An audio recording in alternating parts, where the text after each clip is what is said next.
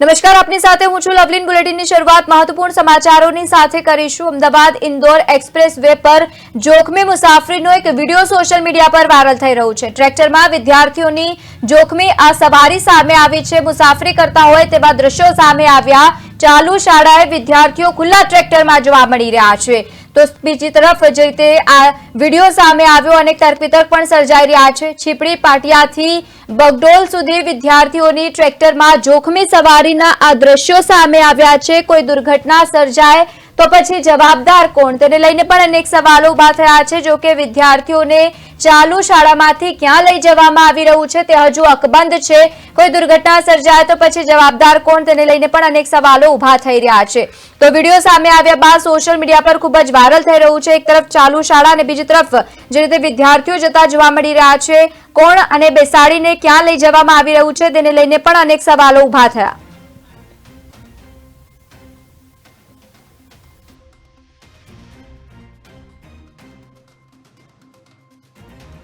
સામે આવ્યો છે, સોશિયલ મીડિયા પર ખૂબ જ વાયરલ થઈ રહ્યું છે।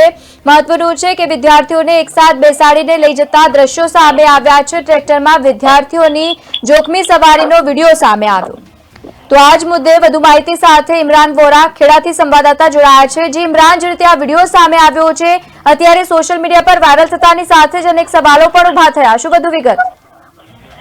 ચોક્કસથી જણાવી દઉં કે અમદાવાદ ઇન્દોર એક્સપ્રેસ વે પર ટ્રેક્ટરમાં વિદ્યાર્થીઓને જોખમી મુસાફરી કરતો એક વિડીયો વાયરલ થયો હતો। જે તે વિડીયો હતો એ છીપડી પાટિયા વિસ્તારનો વિડીયો સોશિયલ મીડિયામાં જે વાયરલ થઈ રહ્યો છે।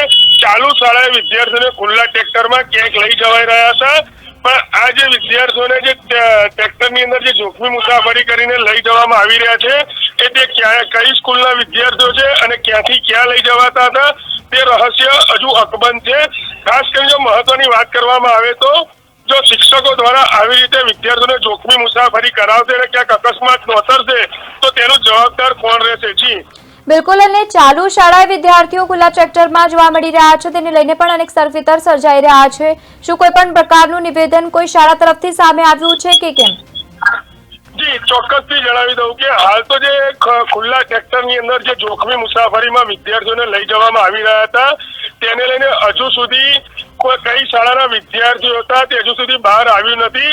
તે બહાર આવશે ત્યારે વધુ ખબર પડશે કે કઈ શાળાના વિદ્યાર્થીઓ હતા અને ચાલુ અભ્યાસ દરમિયાન ક્યાં લઈ જવામાં આવી રહ્યા હતા અને તેની અંદર જિલ્લા શિક્ષણ વિભાગની મંજૂરી હતી કે નહીં તે જાણવા મળશે। બિલકુલ, અને તેની સાથે જ વિડીયો વાયરલ થયા બાદ શું પોલીસ તરફથી કોઈ પણ પ્રકારની કાર્યવાહી હજુ સુધી કરવામાં આવી છે કે કેમ?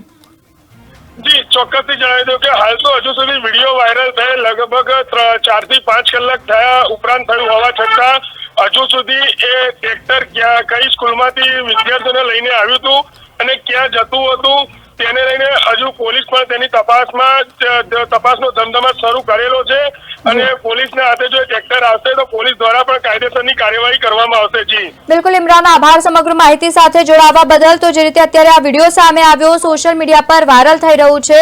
જો કે ચાલુ શાળાએ વિદ્યાર્થીઓ ટ્રેક્ટરમાં જોવા મળી રહ્યા છે, કઈ શાળાના વિદ્યાર્થીઓ છે તે હજુ સામે નથી આવ્યો। વિડીયો સામે આવ્યા બાદ સુરક્ષાને લઈને ખાસ કરીને સવાલો ઉભા થયા।